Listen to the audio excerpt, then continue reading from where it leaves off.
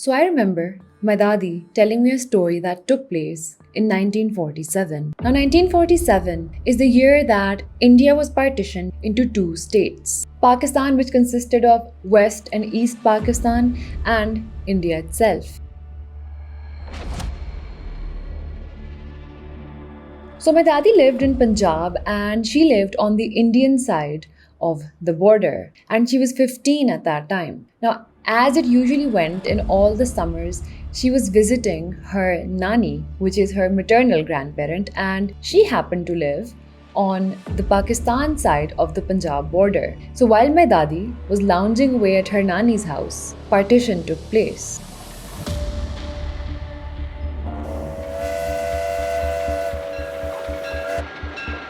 Her entire family was on the Indian side of Punjab, and from all the stories that I've heard, her family had just finished building a brand new home, and my dadi was also about to get married the same year. I know she was young, but that's just how things were at that time. Now, the only thing left in that brand new home to install were the glass windows, and apparently, glass at that time was super expensive. So, my dadi's family thought, well, you know what? Let's just wait out this partition chaotic time period, because they were also getting news of how things are getting bad, how their lives might be in danger. So they decided to bury the glass along with some other valuables and head on over to where my dadi already was, the Pakistani side of Punjab.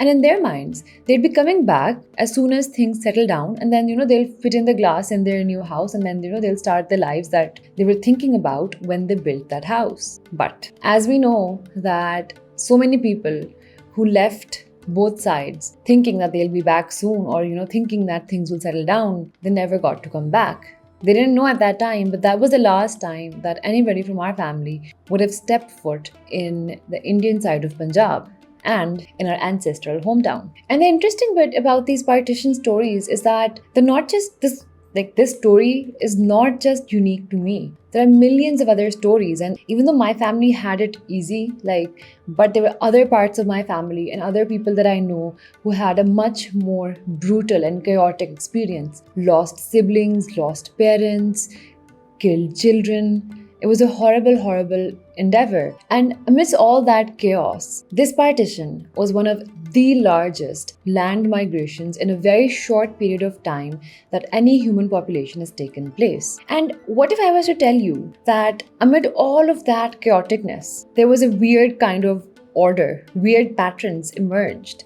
You would think that, when people are just running here and there, they don't know what's happening. The government isn't giving them any information. It's all kind of, fend for yourself, that everything has got to be haphazard. But I've stumbled upon a study which actually looks upon the migratory patterns of this India-Pakistan partition and how everything went afterwards. And that's exactly what we'll be talking about today. Hi, my name is Misha and welcome to Tarihi Tales. Now, when people migrate, there can be tons of reasons as to why. But loosely, all the reasons can be categorized into two. Number one, voluntary migration. Now, this type of migration is where individuals are moving by choice. They're not moving because they have to or because their lives are in peril. Okay? And the second is involuntary migration. And as the name suggests, that means that people have to move.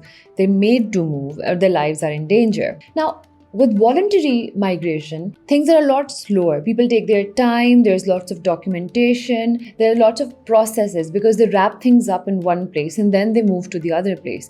They don't just up and leave, right? So when people try and study voluntary migration, it's quite easier because there's a lot of paper trail that's kind of following that migration. But involuntary movements are much, much harder to study because almost always when people migrate involuntarily, that migration is accompanied by a chaotic kind of an event, like a war or like a natural disaster, or like in this case, the partition or religious or ethnic strife. So with the involuntary migration, there's also a bigger picture going on where there's chaos in the air anyways. So the 1947 migration was definitely an involuntary one because a lot of people were also misguided and a lot of people didn't want to leave. Some people had no choice. Things got really bad. I think we all have a fairly good grasp of what happened. If you guys don't, and if you want a proper video on that, let me know, and maybe I can work on that. So as I mentioned, the 1947 migration is one of the largest and most rapid migration that has ever taken place. In a span of only 4 years, more than 14.5 million people were moved. Now, I found a research study which was published by the Harvard Kennedy School, and a lot of renowned economists and historians, some of whom are also South Asian, have worked on this study, and they've really done a very rigorous job of kind of studying these patterns.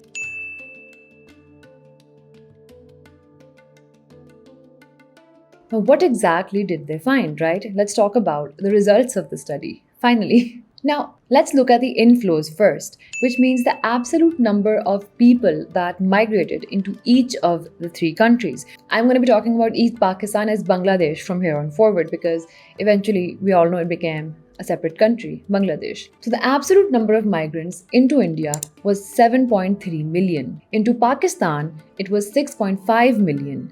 And into modern-day Bangladesh, it was 0.7 million. Now, when we look at the numbers for India and Pakistan, they seem quite close to each other. It looks like each of the country gained the same amount of people. But a different kind of a picture comes into play when we look at the percentage that these migrants made of the total population of each of the countries. So in India, the migrants only made up about 2.04%, while in Pakistan, they were a staggering 20.9%. And in Bangladesh, they came up to 1.66%. So based on those numbers, you can understand that migrants in Pakistan were a much larger presence, and they affected everything much more because they represented a larger number of the population than in India. Now, when we look at how many people actually had left each of these countries, we see that 9.6 million people left India, about 5.4 million moved out of Pakistan, and about 2.9 million moved out of Bangladesh. Now, when we look at the percentages again, we see that both India and Pakistan had very similar inflows and outflows. That means that the amount of people that were coming in were kind of almost equal to the amount of people that were leaving the country. In the case of India, the outflows were 2.68%, and in the case of Pakistan, the outflows were 18.01%. So very close to the number of inflows that both the countries had. But the case for Bangladesh was actually a little bit different, because we remember that the inflow was very low into almost 1.66%, right? But when we look at their outflows, it was almost 6.51%. Which is a huge difference between the incoming and the outgoing population. So I've told you individually that, this many people came in, this many people went out, but what happened overall? How did the demographics change overall? I won't go into details about the demographic, I just mean the population number, right? So in India, we see an overall decrease of 2.3 million people. In Pakistan, we see an increase of 1.1 million people. The population of Bangladesh actually decreases of about 2.1 million people. Now, I'm sure you must have noticed that the number of people that entered each country and the number of people that left the country are 2 different numbers. So they're not adding up, right? And that shouldn't be the case. If somebody left India to live in Pakistan, then they should have been accounted for in Pakistan. But that's not the case. Now, to simplify, the total number of people that entered all 3 of these countries was about 14.49 million. But the total number of people that left all 3 of these countries was about 17.9 million. The researchers estimate that during the migration, 3.7 million people went missing, which is a huge number. And they also kind of go on to clarify that this missing people number can indicate only 2 things. Either people who were killed during the partition, or people who had migrated to a country other than India, Pakistan, or Bangladesh. But since that migration was very, very low, almost insignificant, so the majority of the people from within the 3.7 million were killed during partition, and killings took place on all of the borders, and the worst of the killings were seen by Punjab on both sides. It was a very, very sad aftermath of the partition. Now, from among these 3.7 million people, the research actually goes into a lot of detail about how many Muslims it were that were killed, how many Hindus and Sikhs were killed on each of the borders. It also talks about the changes in demographics from districts to district. By that, I mean that if an area had about 50% Hindus and 50% Muslims in India, then after the partition, what was the percentage of Muslims that was left? And let me tell you, the differences are shocking. But all of that, I'm telling you in a video next week in the part 2 of this series. But for now, let's move on to how these researchers actually got to all of these numbers. We really need to see how was it that the study was conducted, because that kind of tells us that how legit it is, what are the limitations of it, where are they assuming stuff, and that's very important when looking at the result, because then we know that, well, everything is not set in stone. There were some assumptions and some, calculations that were made and all that. Here is the methodology of the study. Now, because they needed to find data sets about the population, right?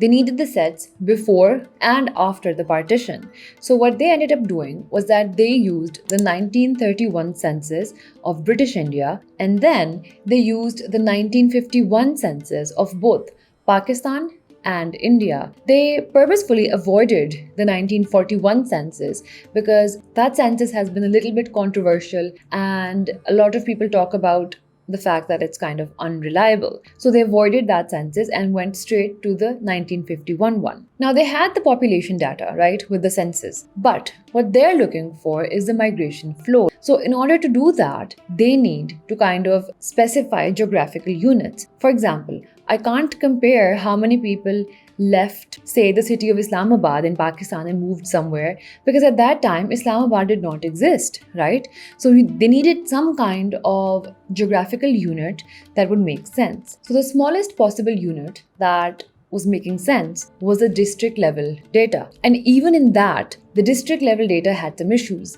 because in the 1931 census, the districts in British India were actually quite different from the ones that you would find in the 1951 census of both India and Pakistan, because a lot of the districts were changed. Some of them were entirely new.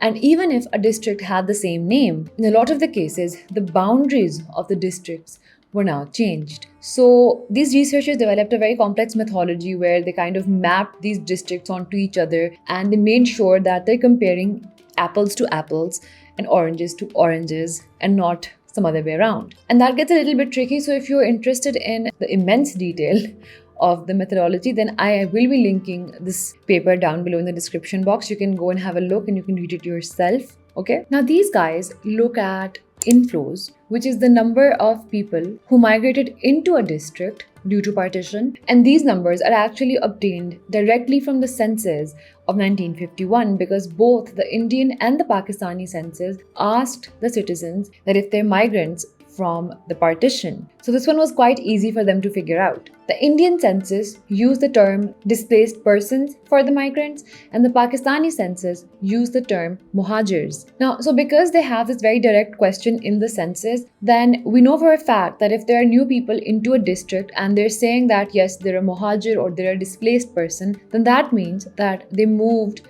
because of the partition. They're not internal migrants. Like, it's not like somebody moved from Lahore to Islamabad. They moved from India to Lahore or something like that. The other thing they look at is outflows, which is the number of people who left a district because of partition. Now, unlike the inflows, the outflows were not that straightforward to measure. There was no question in the census saying that, do you know how many people moved out of here? No. So the researchers actually made another methodology to figure out the outflows. And in this, they assumed that anybody who migrated because of the partition migrated on religious grounds. That basically meant that anybody who migrated from West Pakistan or East Pakistan into India were either Hindus or Sikhs. Anybody who migrated from India into East Pakistan or West Pakistan were Muslims. So using this assumption, they kind of made a formula figuring out, this is where the economist part of the researchers comes in, to figure out